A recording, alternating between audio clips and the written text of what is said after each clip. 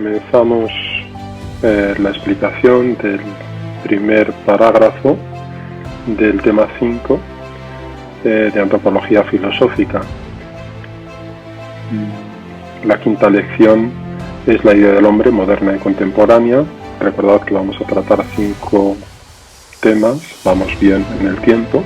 Hoy lo dedicamos en 2 sesiones a la crítica de Heidegger a la idea de hombre. La primera pregunta que nos hacemos es muy sencilla y va a constituir la afirmación principal del curso, la afirmación o la tesis que voy a sostener con tantos otros colegas filósofos, y es que Heidegger de alguna forma introduce el fin de la idea de sujeto, al menos la idea de sujeto clásica. Vamos a ver, por lo tanto, la propuesta de Heidegger y cuál es el significado respecto a eso que nosotros hemos estado tratando de organizar, que es el sujeto, llamémoslo conciencia, interioridad, hondo vivir, etc. Heidegger de alguna forma se opondría a esa noción clásica. Veremos a ver cuál es la propuesta novedosa que él introduce y si esto responde a lo que busca la antropología filosófica o constituye más bien su fin. La figura que aparece ahí es los 2 grandes maestros, Heidegger a la derecha y Husserl a la izquierda, con el vestido, el traje bávaro habitual, sobre todo en Heidegger, que era muy aficionado a este tipo de cosas de Baviera. Bien, la noción de sujeto. Esta es la cuestión. Heidegger, la tesis, vuelvo a repetirla, habría destruido la noción de sujeto que la fenomenología de Husserl, lo hemos visto en las lecciones anteriores, había colocado en la reflexión filosófica como centro, la conciencia como torrente de mis vivencias, si recordáis. La crítica en realidad de Heidegger a la fenomenología es que a toda la fenomenología en realidad, o a toda la metafísica, con este nombre denominamos la filosofía o él la denomina así, es que no ha atendido la diferencia ontológica entre el ser y el ente, Sein und Seiendes. Entonces, este olvido de la pregunta por el ser es lo que constituye el centro de esa gran obra de 1927, Ser y Tiempo, que dedicaremos gran parte de la explicación a analizar. Bien, esa es la diferencia ontológica, ser y entes, y lo que dice o lo que decimos nosotros con Husserl en realidad es que antes de hablar de sujeto y cosa tenemos que comprender el ser. Es lo que dice Heidegger. No puede haber ninguna idea de sujeto que no se asiente en la noción previa de ser y por lo tanto esa noción es el Dasein. Dasein, el ser, unido habitualmente, es la palabra cotidiana para expresar la existencia de algo. Y entonces, como nosotros, para hablar de sujeto y cosa, tenemos que comprender el ser y no puede haber ninguna idea de sujeto que no se asiente en la noción previa de ser, pues Heidegger se ve obligado como consecuencia a hablar de ese Dasein, ese ser que en cada caso es mío, la famosa ética es el tener que ser, ¿no? Lo propio del ser. Vamos a hablar de todo ello, pero antes quería mostraros este vídeo. Es una entrevista a Heidegger de 1969 por ese periodista. Aparecen las primeras escenas de Heidegger visitando la Acrópolis. Es interesante esta pequeña entrevista, solamente un fragmento, porque luego lo explicaremos en otra diapositiva. Heidegger se pronuncia de 3 cuestiones, digamos, críticas que se le han formulado. La primera es esta misma que constituye el centro de nuestra reflexión. Si Heidegger de alguna forma acaba, diluye la idea de sujeto, por lo tanto la idea de hombre, sustituyéndola por la pregunta por el ser, la pregunta por la ciencia, si die Wissenschaft denkt nicht, o si la ciencia piensa o no piensa, tal y como él ha formulado de forma tan vagante y lo trata de fundamentar y de argumentar, y la pregunta por la técnica con la famosa Gestalt, es decir, nosotros estaríamos la técnica, él dice que se pronuncia en contra la técnica, pero de alguna forma la técnica lo que supone es una novedad en la consideración de la antropología, porque el ser humano está a disposición de la técnica. Por lo tanto, ya no contaría con esa arma que nosotros hemos llamado libertad, sino que esté a disposición, dispuesto. Es la palabra que utiliza habitualmente Heidegger. Veámoslo brevemente.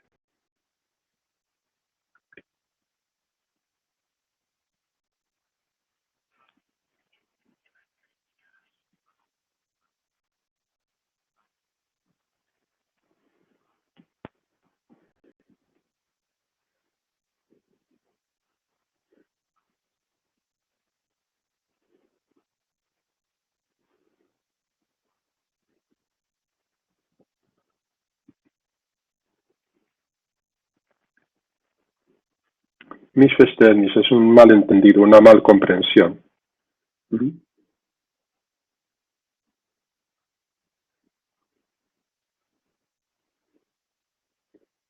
La esencia del hombre, das Wesen des Menschen.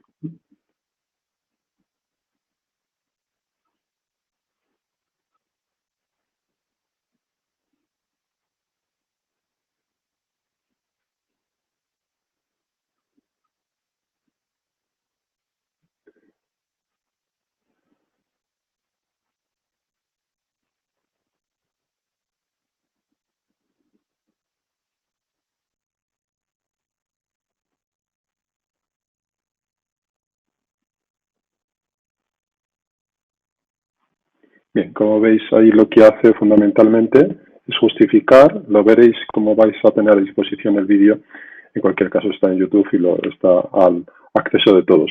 Él, digamos, argumenta esas tres grandes preguntas, que las vamos a ver a continuación. La primera es si él ha olvidado el sujeto, el hombre, la noción de persona, utiliza el entrevistador, y en su lugar ha puesto la cuestión del ser. Y lo que él justifica es que eso es un malentendido porque no se puede entender el ser sin el hombre y el hombre sin el ser.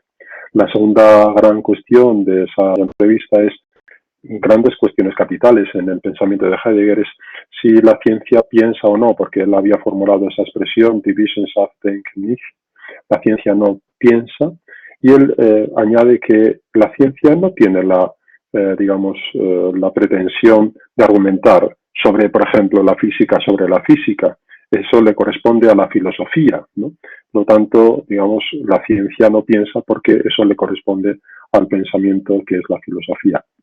Y la última cuestión muy propia de la época y es la pregunta sobre la técnica, sobre la esencia de la técnica. Tiene una obra el propio Heidegger y esa palabra disposición o lo opuesto que es Gestalt. Él dice que la técnica nos dispone y por lo tanto nosotros ya no tendríamos la libertad de actuación.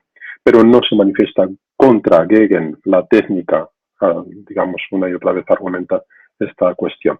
Bien, esa es la defensa que él hace. Ahí tenéis una preciosa imagen de Heidegger con el bastón propio del caminante, introduciéndose en el Wege de los caminos, Holzwege, llaman los alemanes, ¿no? Las sendas perdidas han traducido en español, donde esas son las que él ha transitado, ¿no? Bueno, caminos que la filosofía no ha recorrido. La crítica de Heidegger, en realidad, a la noción de sujeto no es sobre todo o se concentra solamente en Husserl, sino, Husserl es la subjetividad de la conciencia, como hemos visto, el ego trascendental, sino que abarca toda la totalidad de la filosofía. Y él hace una crítica a los términos como sujeto, alma, conciencia, espíritu, persona, que nos han acompañado en la explicación de nuestro tratado, porque para él todos estos términos implican un olvido por la pregunta por el ser de los entes que esos términos designan. Por lo tanto, en lo que se refieren al ser humano, al hombre, esos términos camuflarían la esencia del hombre, que es el ser, y se centrarían en el ente, olvidando la cuestión de la esencia del hombre, del ser del hombre. Descartes, por ejemplo, en su famosa formulación, cogito ergo sum, pues habría olvidado, se habría centrado en el cogito y habría olvidado que soy, yo soy en estos que pasa, ¿no? Yo soy una cosa, se habría olvidado del ser. La pregunta por el ser, para Heidegger, debe ser lo primero. Bien, ¿cuál es la crítica de Heidegger a Husserl? La que acabo de expresar, abarcando a toda la tradición. La fenomenología sería el último estadio de esa tradición filosófica, metafísica. Lo que nosotros decimos es que esa crítica no es correcta. La diferencia fundamental no es la que establece Heidegger entre ser y ente, sino que la fenomenología descubre que hay una diferencia previa entre sujeto y cosa. Eso es lo que llamamos la intencionalidad. La intencionalidad es la distinción o la correlación, mejor dicho, entre el aparecer de la cosa misma, el aparecer y la cosa, ¿no? Esa es la primera distinción previa a la noción de ser y ente, que es reflexiva. Hay una noción de la intencionalidad de la conciencia que es prereflexiva, como hemos estado abundando en la explicación. Este aparecer de la cosa a la conciencia, lobado, Gegebenheit a la conciencia, sería el punto de partida para la filosofía, y la filosofía, entendido como fenomenología, es la descripción de esas donaciones, de esos datos a la conciencia, la percepción o cualquier otro dato de conciencia. Por lo tanto, ese punto de partida implica, que esa es la noción de Husserl, la conciencia y por lo tanto un sujeto. Y eso es lo que Heidegger va a criticar, porque él piensa que la noción de sujeto esconde, olvida la pregunta por el ser del hombre. Llegamos a la primera tesis, solo vamos a ver las dos primeras tesis en este apartado. Lo que Heidegger ha planteado en Ser y Tiempo es sustituir al hombre por el ser ahí, o Dasein. Esto es una afirmación muy esencial. Es decir, Dasein es la pura existencia, es existir. Contemplar el parágrafo 9 que una y otra vez hemos referenciado.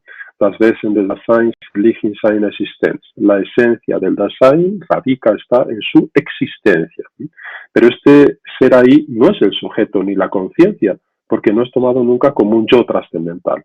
En lugar de ese sujeto trascendental que Husserl ha introducido, la conciencia trascendental, Heidegger coloca lo que él llama el sí mismo. No habla de sujeto, sino el sí mismo, sich selbst. El ser ahí, el Dasein, viene a ser un sich selbst, un sí mismo, que está fácticamente a cargo, sorge, al cuidado del mundo, pero no ya como el que constituye del mismo, sino como sujeto clásico. Se trata, por lo tanto, de una mera finitud abocada a la muerte, el Sein zum Tode, y no estamos ante ningún caso ante el tradicional sujeto abierto a la infinitud, a lo que asistimos en Ser y Tiempos, por tanto, a la deshumanización del hombre, con palabras que introduzco muy gruesas y que tendré que justificar. Comencemos la explicación. Él empieza, cuando habla del sí mismo, sich selbst, de dos tipos de existencia, lo que él llama Eigenlich und Eigenlich, la propiedad y la impropiedad, la existencia propia y la existencia impropia. ¿En qué consiste la existencia impropia? Cuando el sí mismo, sich selbst, recordar que el sí mismo es lo que sustituye a la noción clásica del sujeto, se pierde, está arrojado en el uno. El uno uno es el se impersonal, el man en alemán, se come, se habla, es decir, en la impersonalidad, ¿no? Nos lleva las riendas propias de su propia vida. Mientras que la existencia propia, sería la noción clásica de sujeto, de persona, si queréis, reclamaría un ser aquí, vivido por el propio sujeto, en la interioridad de la conciencia. Por tanto, existencia impropia, la impersonal, la existencia propia, la personal. Bien, podría dar la impresión entonces, solo vengo explicando, que Heidegger no olvida al sujeto, lo llama el sí, sich selbst, y además habría una existencia propia del sí mismo, y eso sería propiamente, valga la redundancia, la noción clásica de sujeto. Para Heidegger, en realidad, solo el ser ahí es posible, el Dasein, es decir, el ser en la exterioridad, pensar que el Da señala el ahí del mundo, ¿no? Y solo por el lado del mundo, como vamos a tratar de ver, no en la interioridad, sino en la exterioridad, en el volcamiento del Dasein, en el existir desde el ahí, desde la fijación de la pura inmanencia. Y por lo tanto, lo que al final, aunque haya introducido la posibilidad de una existencia propia, la va a dar por imposible, y lo que defiende es que solo la existencia impropia es la única posible. Pensar lo que esto significa. No hay existencia propia, por mucho que la contemple, y trataré de justificarlo, sino solo la existencia impropia. El ser humano vive en esto, en el man, en el se, en lo que Levinas va a llamar lo neutro, y por lo tanto no habría una existencia propia, que es lo que reclamaría la noción clásica de sujeto. El hombre no es mero ente, lo que decimos, como lo es una piedra, un útil o un animal. Eso lo tiene claro Heidegger. No estamos diciendo esto, no hay una confusión en Heidegger. El hombre es, sobre todo, ser, es ser ahí, es Dasein. Pero la diferencia con el resto de entes es que en su caso, su esencia, das Wesen, consiste en existir, releer el parágrafo 9, en tener que ser, de Männlichkeit. No la esencia, por tanto, sino la existencia define el núcleo del Dasein humano. El ser del Dasein no es un simple tener ser, no como los demás entes, sino unos modos, Möglichkeiten, unas posibilidades de ser relativamente, de ser hacia. Es tener que hacerse, por lo tanto, eso que hemos llamado habitualmente en las traducciones, la gesta, la epopeya, la hazaña del ser, en la terminología de Levinas. Es decir, el ser humano, el Dasein humano, comparte con los otros entes el ser, pero la diferencia es que la esencia del Dasein humano es su existir, y el existir es proyecto, Einwurf, es posibilidad, Möglichkeit, un tener que hacerse, un proyecto entre las posibilidades. Y este tener que hacerse, su existencia es lo que lo señala como el ente privilegiado, hasta el punto de llamar el pastor del ser. Es decir, que el privilegio único que le concede Heidegger al Dasein humano, al ser humano en definitiva, es el existir cara al ser, Zu-Sein, hacia la dirección del ser. Es el comprensor del ser, a diferencia de los entes, y por lo tanto tiene la tarea de pastorear el ser, de estar al cuidado del mismo. O sea, que la noción de subjetividad en Heidegger es sustituida por existencia. Sujeto es existir. Das Wesen des Daseins es su existencia. La esencia del Dasein es su existir. Esto último, en ese parágrafo 9, aparece claramente, ¿no? Es lo que se dice del ser del ente. Es en cada caso mío. El mío es la famosa Gemeinigkeit. Se trata de que en cada caso yo tengo que ser, en mis posibilidades, en mis proyectos. Eso es lo que, digamos, me impone el estar arrojado en la realidad, que Borgenheit. El Dasein como Gemeinigkeit, como el tener que ser en cada caso mío. Yo tengo mi cargo. Tiene que mentar a la vez siempre el pronombre personal, dice él, yo soy, tú eres. Es decir, que de alguna forma aquí Heidegger, con esos juegos de lenguaje que él siempre introduce, muy ambivalentes, muy ambiguos, el Dasein reclamaría en este tener que ser y hacerse, en proyecto y en posibilidad, la noción personal de sujeto, yo soy, tú eres, lo que llamamos los casos. Pero vamos a ver que no. Él introduce, como os decía al principio, el sí mismo, sustitución del término clásico de sujeto. El sí mismo sustituye y lo vincula además a la propiedad, a la existencia propia o auténtica, que otros tratan de traducir esa palabra eigentlich.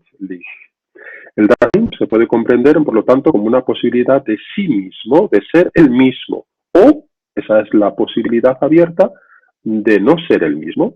Es decir, está en esas dos posibilidades de llevar una existencia propia o la impropiedad. Este ente puede en su ser elegirse, esa es la posibilidad, a sí mismo de ganarse, cobrarse, o puede diluirse, perderse, no ganarse nunca y solo ganarse aparentemente. Es una expresión propia de Heidegger. Por lo tanto, existe esa posibilidad. Él concede esa posibilidad. Si nosotros recorremos esa posibilidad dando crédito a la existencia auténtica o propia, volveríamos a recobrar la noción de sujeto. Y lo que trato de afirmar es que, aunque lo contemple, esa posibilidad en realidad no. Al final la cancela y solamente existe la existencia impropia, por lo tanto, la destrucción del sujeto, como afirmábamos desde el comienzo de la clase. Vamos un poquito más avanzando. Ya hemos dicho esto, existencia propia, existencia impropia, la resumimos otra vez. Cuando el Dasein como sí mismo, repito, que es lo que sustituye a la noción de sujeto, sich selbst, se hace, se gesta de manera propia, es decir, sería la noción clásica de persona que toma la vida sus propias riendas, bajo su dirección, y en libertad se abre a la... Esa es la consideración que Heidegger introduce para una existencia propia, ¿no? Sin más. Y la existencia impropia es en la que lleva el Dasein cuando decide diluirse en la cotidianidad, lo cotidiano, en el estado que él llama de yezto, de caída, se pierde en el impersonal man, el pronombre se, está equivocado, o uno, ¿no? Uno habla, uno dice, uno siente el ser, el se come, se vive, se piensa. Y en estas existencias, propia e impropia, como posibilidad, repito, que él abre para cancelar y quedarse solamente con la existencia impropia, habría la posibilidad también de introducir la noción clásica de sujeto en lo que él llama el sí mismo. El sí mismo sería solo la existencia propia, o mejor sería el sí mismo propio, en sentido fuerte. Pues podríamos hablar de un sí mismo impropio, pero eso no sería persona, ¿no? Como vamos a ver. ¿Existe ese sí mismo propio? Ya hemos dicho que no, que aunque lo contemple Heidegger como posibilidad, al final terminará no concediéndolo. Por lo tanto, la pregunta que nos hacemos ya es, ¿el sí mismo que sustituye en Heidegger la noción de sujeto es tal sujeto? ¿Es posible? ¿Puede llevarse una existencia propia tal y como Heidegger parece haber contemplado y así nos lo propone en Ser y Tiempo? Tenemos la obra Ser y Tiempo, Sein und Zeit, 1927, y conviene que miremos sin más al índice, al contenido propio.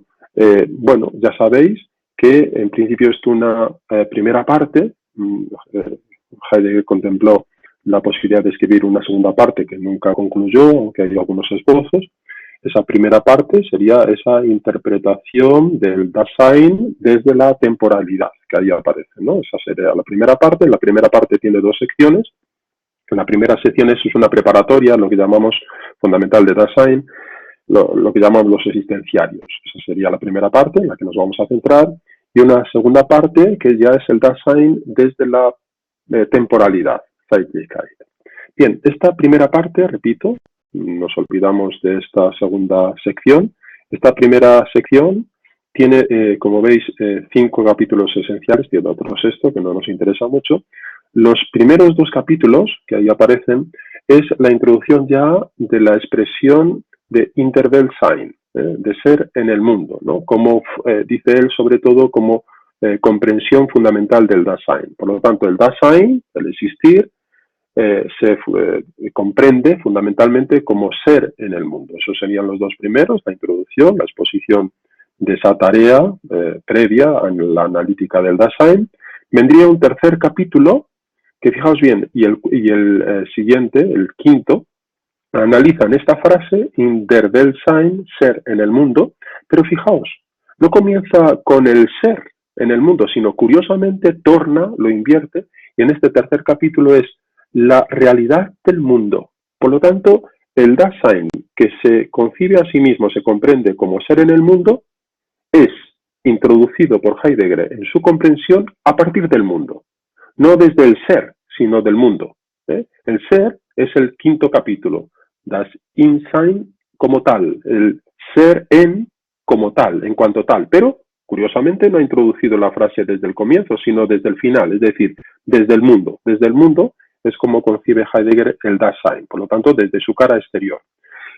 Y en el cuarto capítulo, que es fundamental, analizaremos ese parágrafo 25, el ser en el mundo como co y Selbstsein, y añade das Man, es decir, el ser en el mundo como co y ser sí mismo, pero ese sí mismo, que sería el sujeto, por ese capítulo cuarto nos interesa, añade el das Man, el se, o sea, que allí ya en el mismo título, por eso era clarividente verlo, era crucial, dilucida mucho la cuestión, es que en la misma exposición del contenido, los capítulos, Heidegger empieza definiendo el sujeto desde el mundo, no desde el ser, del ser en el mundo, por lo tanto desde la interioridad que camina en el mundo, sino desde su exterioridad, Dasein, del ser ahí, pero cuando trata de introducir la noción de sujeto, ¿no? Que sería esto, el Selbstsein, el sí mismo, el ser sí mismo, el sich selbst, pues añade el das Man, lo uno, el se, el impersonal. El se es das Man, man es el se personal, por lo tanto, el uno, la existencia impropia, en definitiva, ¿no? Como veis ya en el mismo título, anuncia lo que él pretende. Bueno, entonces tendremos al polo subjetivo y objetivo, es decir, el polo subjetivo sería ser en y el polo objetivo en el mundo, añade el ego, el quién, que es el capítulo cuarto, el sujeto, el sich selbst. Pero este sujeto al final lo niega agregando el uno o el se impersonal. Ese es lo que quería, digamos, interpretar en el contenido, en el índice de Ser y Tiempo, ya en las mismas titulaciones de los capítulos. Bien, entonces, iniciamos el análisis del parágrafo 25. Se inicia así el cuarto de ese capítulo, que es el que trata Heidegger de introducir la noción de sujeto, el sí mismo, el quién. Habría un quién y no un existir vacío y anónimo. Heidegger, sin embargo, comienza haciendo una crítica, como he dicho, del sujeto clásico y presenta ya ahí mismo la existencia impropia, es decir, la existencia de la cotidianidad, del estado de caída en el uno del el sé impersonal. El sí mismo sería, en realidad, no la existencia propia, sino el uno, el impersonal sé. No el yo como el sí mismo propio, sino el yo con los otros, mit einander sein, en el modo impersonal del uno. Lo que se dice, se hace, pero así, de forma impersonal, no propia, no personal. Tenéis ahí unos textos, el texto de ese parágrafo 27, el quién es el sujeto, es cualquiera. Fijaos en la expresión, das Neutrum, neutro. Es el uno, das Man, y lo describe. Disfrutamos y gozamos como se goza. Leemos, vemos y juzgamos de literatura y arte como se ve y juzga. El uno con el que se responde la pregunta acerca del quién, del ser ahí, cotidiano, es el nadie. Es la afirmación más rotunda, la Niemann. O sea, que la existencia impropia, que es la única que considera como sujeto, pero que no es sujeto porque es nadie, es el ser personal. Vamos avanzando. El modo principal de este uno impersonal es el término medio, dice él, con las expresiones alemanas que tenéis en el texto. Vive en la distancia, en el aplanamiento, es lo plano, en el estado de publicidad, en lo público, no en el anonimato del nadie, donde no hay sujeto. Se caracteriza por no ir a las cosas, no tomar las riendas en la propia dirección, por ser insensible a las diferencias de nivel de autenticidad.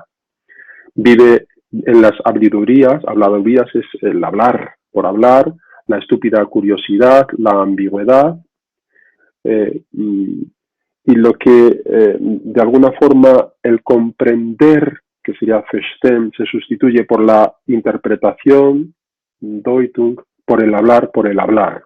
Como veis, es la existencia impropia, sin saber de qué se habla, sin ir a las cosas, pasando de boca en boca. Son expresiones suyas, no estamos introduciendo ninguna explicación foránea, sino lo que él mismo dice de ese quién impropio, de ese sí mismo impropio.